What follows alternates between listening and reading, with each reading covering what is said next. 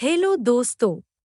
आज हम audio book the science of getting rich by Wallace D Wattles record करने जा रहे हैं।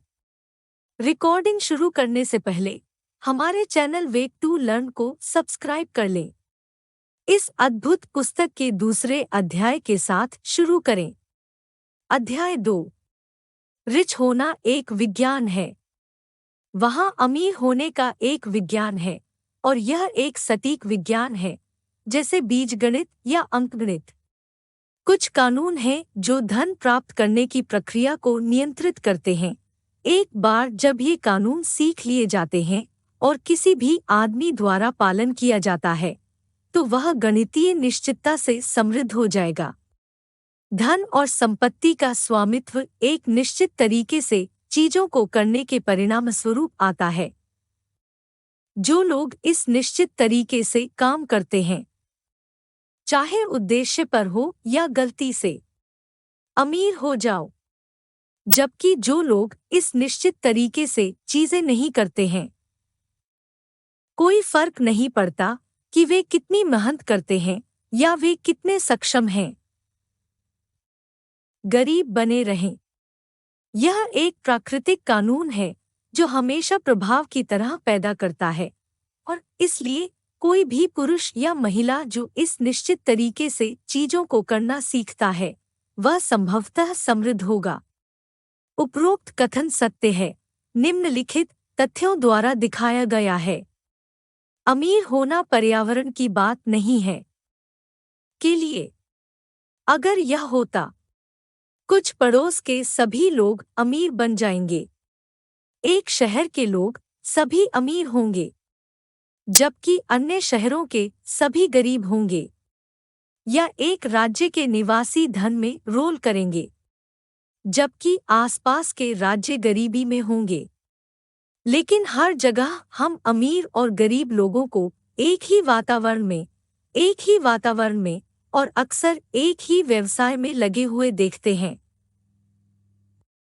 जब दो आदमी एक ही इलाके में होते हैं और एक ही व्यवसाय में, और एक अमीर हो जाता है जबकि दूसरा गरीब रहता है, तो यह दर्शाता है कि अमीर होना मुख्य रूप से पर्यावरण का मामला नहीं है।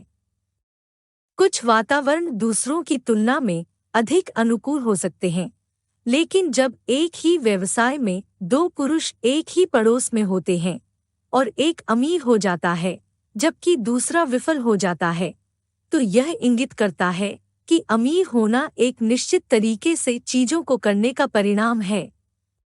और आगे, इस निश्चित तरीके से चीजों को करने की क्षमता केवल प्रतिभा के कब्जे के कारण नहीं है। कई लोगों के लिए जिनके पास महान प्रतिभा है, वे गरीब बने रहते हैं, जबकि अन्य जिनके पास बहुत कम प्रतिभा है, वे अमीर हो जाते हैं। जो लोग अमीर हो गए हैं, उनका अध्ययन करते हुए हम पाते हैं कि वे सभी मामलों में औसत हैं। अन्य पुरुषों की तुलना में अधिक प्रतिभा और क्षमता नहीं है। यह स्पष्ट है कि वे अमीर नहीं होते हैं क्योंकि उनके पास प्रतिभा और क्षमताएं होती हैं जो अन्य पुरुषों के पास नहीं होती हैं, लेकिन क्योंकि वे एक निश्चित तरीके से चीजों को करने के लिए होते हैं। अमीर होना बचत या ठहराव का परिणाम नहीं है। बहुत से लोग गरीब हैं, जबकि मुफ्त खर्च करने वाले अक्सर अमीर होते हैं। नहीं उन चीजों को करने के कारण अमीर हो रहा है जो अन्य करने में विफल रहते हैं। एक ही व्यवसाय में दो पुरुषों के लिए अक्सर लगभग समान चीजें होती हैं, और एक अमीर हो जाता है जबकि दूसरा गरीब रहता है या दिवालिया हो जाता है। इन सभी चीजों से हमें इस निष्कर्ष पर पहुंचना चाहिए कि अमीर होना एक निश्चित तरीके से चीजों को करने का परिणाम है। यदि अमीर होना एक निश्चित तरीके से चीजों को करने का परिणाम है, और यदि जैसे कारण हमेशा प्रभाव पैदा करते हैं, तो कोई भी पुरुष या महिला जो उस तरह से चीजें कर सकती है, अमीर बन सकती है, और पूरे मामले को सटीक के डोमेन के भीतर लाया जाता है विज्ञान। यहाँ सवाल उठता है कि क्या यह निश्चित तरीका इतना मुश्किल नहीं हो सकता है कि कुछ ही इसका पालन कर सकते हैं, यह सच नहीं हो सकता, जैसा कि हमने देखा है। जहाँ तक प्राकृतिक क्षमता का संबंध है, प्रतिभाशाली लोग अमीर हो जाते हैं और ब्लॉकहेड अमीर हो जाते हैं। बौद्धिक रूप से शानदार लोग अमीर हो जाते हैं और बहुत बेवकूफ लोग अमीर हो जाते हैं। शारीरिक रूप से मजबूत लोग अमीर होते हैं और कमजोर और बीमार लोग अमीर होते हैं। सोचने और समझने की क्षमता की कुछ डिग्री निश्चित रूप से आवश्यक है, लेकिन अभी तक प्राकृतिक क्षमता का संबंध है। कोई भी पुरुष या महिला जिसके पास इन शब्दों को पढ़ने और समझने के लिए पर्याप्त समझ है, निश्चित रूप से समृद्ध हो सकता है। साथ ही हमने देखा है कि यह पर्यावरण की बात नहीं है। स्थान किसी चीज के लिए मायने रखता है। कोई सहारा के दिल में नहीं जाएगा और सफल व्यवसाय करने की उम्मीद करेगा। अमीर होने में पुरुषों के साथ व्यवहार करने की आवश्यकता शामिल है और जहां लोगों से निपटने के लिए हैं, और अगर ये लोग उस तरीके से निपटने के लिए इच्छुक हैं जिससे आप निपटना चाहते हैं, तो बेहतर है। लेकिन वह है जहां तक पर्यावरण जाता है।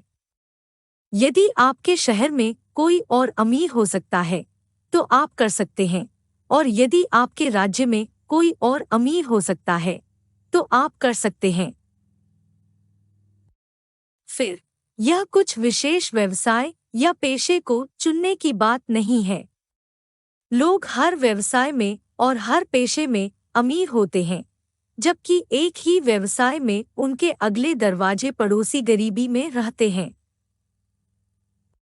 यह सच है कि आप एक ऐसे व्यवसाय में सर्वश्रेष्ठ करेंगे जो आपको पसंद है और जो आपके लिए जन्मजात है, और यदि आपके पास कुछ प्रतिभाएं हैं जो अच्छी तरह से विकसित हैं, तो आप एक व्यवसाय में सर्वश्रेष्ठ करेंगे जो उन प्रतिभाओं के अभ्यास के लिए कहता है। इसके अलावा आप एक व्यवसाय में सबसे अच्छा करेंगे जो आपके इलाके के अनुकूल है। एक आइसक्रीम पार्लर ग्रीनलैंड की तुलना में गर्म जलवायु में बेहतर करेगा, और एक सामन मत्स्य फ्लोरिडा की तुलना में उत्तर पश्चिम में बेहतर सफल होगा, जहां कोई सामन नहीं है। लेकिन इन सामान्य सीमाओं से अलग, अमीर होना किसी विशेष व्यवसाय में आपकी उलझने पर निर्भर नहीं है, बल्कि एक निश्चित तरीके से चीजों को करने के लिए आपके सीखने पर निर्भर है। यदि आप अब व्यवसाय में हैं और आपके इलाके में कोई भी व्यक्ति उसी व्यवसाय में समृद्ध हो रहा है, जबकि आप अमीर नहीं हो रहे हैं, तो यह इसलिए है क्योंकि आप उसी तरह से चीजें नहीं कर रहे हैं जो दूसरा व्यक्ति उन्हें कर रहा है। पूंजी की कमी से किसी को अमीर होने से नहीं रोका जाता है। सच है, जैसा कि आप पूंजी प्राप्त करते हैं, वृद्धि अधिक आसान और तेजी से हो जाती है। लेकिन जिसके पास पूंजी है वह पहले से ही समृद्ध है, और इस पर विचार करने की आवश्यकता नहीं है कि ऐसा कैसे हो। कोई फर्क नहीं पड़ता कि आप कितने गरीब हो सकते हैं। यदि आप निश्चित तरीके से चीजें करना शुरू करते हैं, तो आप अमीर होने लगेंगे और आपके पास पूंजी होना शुरू हो जाएगी।